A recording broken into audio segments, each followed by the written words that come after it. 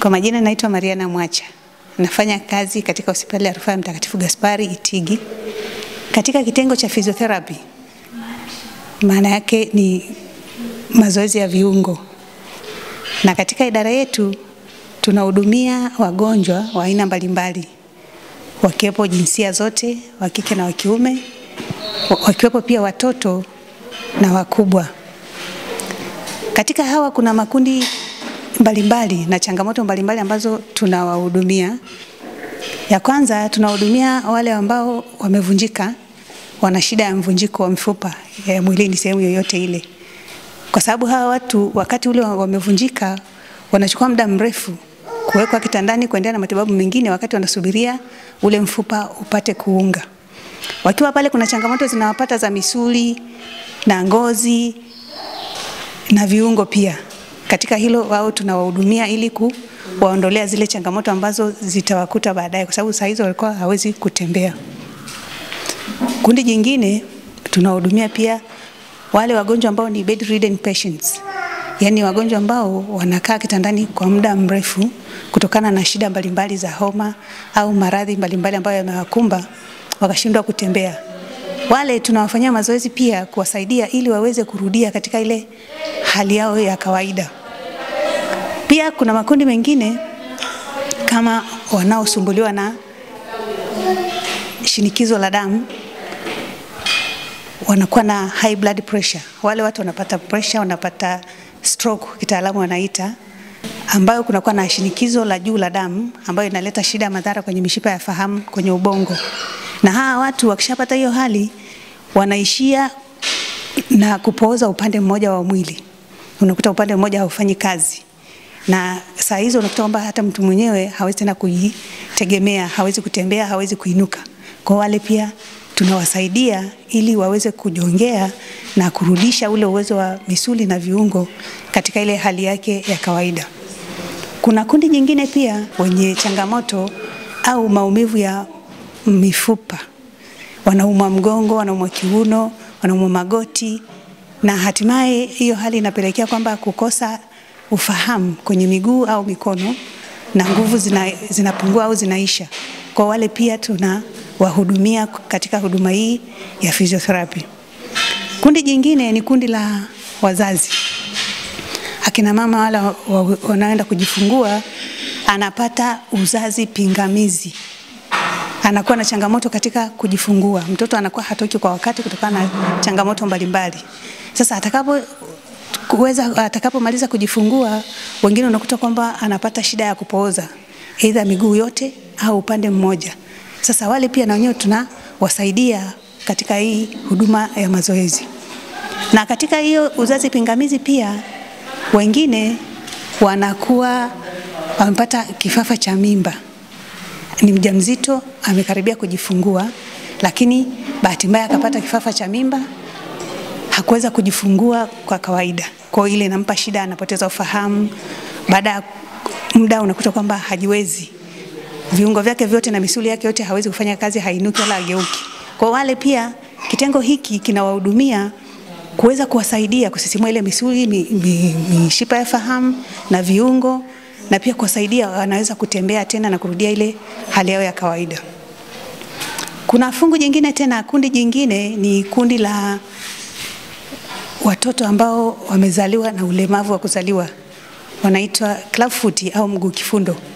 Na hawa watoto mara nyingi unakuta kwamba mtoto amezaliwa, alivyozaliwa anaonekana kwamba miguu yake yote imepinda. Yaani kwenye unyayo kunaangalia juu na sehemu ya juu ndio anayekanyagia. Kwa wale pia watoto kwenye hiki kitengo chetu tunawasaidia kwa kunyosha ile miguu na kuiweka sawa, hatimaye wale watoto miguu inakaa sawa na tembea kama mtu mwingine wa kawaida kabisa. Pamoja na hapo tuna kundi jingine la watoto ambao ni watoto wadogo ambao wamezaliwa mama zao wamepata changamoto katika kujifungua. Aidha mtoto anatakiwa kutoka akachukua muda mrefu hakutoka kwa wakati. Alivyotoka baada ya kusaidiwa akatoka. Huyo mtoto anakuwa hakulia au kama alilia kwa kuchoka basi au alilia vizuri lakini akapata homa ya manjano baada ya kuzaliwa ndani ya zile siku 3 au akapata homa kali, degedege na mambo mengine, ile inamfanya yule mtoto, kwa sababu ni mdogo sana, inafanya ule ubongo wake unapata shida. Kwa hiyo katika ukuaji wa ule mtoto unakuwa ni ukuaji wa changamoto. Wengine wanakuwa haoni, hasikii, hashiki, shingo haikazi, unaona, hakui kuendana na umri wake. Anafika umri wa kukaa, mtoto unakuta kwamba hata shingo haijakaza, haoni, hasikii, hawezi kula. Na baadaye unakuta kwamba ni umri wa kutembea, lakini hawezi kufanya chochote, ni wa kubeba, ni wa kufanya kila kitu. Kwa wale pia tuna kitaalamu wanaitwa ni cerebral palsy, ambao hao wamepata mtindio wa ubongo. Kwa hao pia tunawasaidia pia katika hiki kitengo. Mara watakapofika, baada ya kuwafanyia uchunguzi, tunaanza kuwahudumia kwa tiba hii ya mazoezi ya viungo mpaka kufikia kuona kwamba maendeleo yao yanaenda vizuri na wanabadilika, wanasaidika pia. Huduma tunayoitoa, tunatoa huduma kwa kutumia vifaa mbalimbali. Kwanza tunatumia manual, huduma kwa njia ya mikono, tunaita ni manual therapy, kwa kuwasaidia kwa mikono yetu. Baadaye pia tuna vifaa ambavyo vinawasaidia hawa wagonjwa wetu kulingana na tatizo alilonalo. Tuna mashine mbalimbali kwamba za kusisimua misuli na mishipa ya fahamu, kuimarisha misuli na pia kufanya viungo viweze kulainika kawaida kama inavyotakiwa. Tuna mashine mbalimbali, tuna tensi, tuna ultrasound, physiotherapy ultrasound, tuna traction machines, tuna baisikeli, tuna corner chair kwa ajili ya watoto, tuna wall bars, tuna cycling, tuna pedal machines, tuna bath ball, tuna tilting beds. Vyote hivi ni vya kusaidia mgonjwa wetu kuendana na kipi alichokuja nacho, nini kinachomsumbua na kifaa kipi kinaweza kumsaidia. Hivi vyote tunavitumia. Na pia tuna kitu kingine tena ni physiotherapy ultrasound. Hii ningependa nielezee kidogo. Hii kazi yake inatibu kwa kutumia vibration, inatumia sauti, alafu inatumia joto. Ni kwa ajili ya kutoa maumivu ambayo yamejikusanya sehemu moja ambayo ni ya muda mrefu. Na pia hii pia inasaidia kutibu kesi za baada ya upasuaji.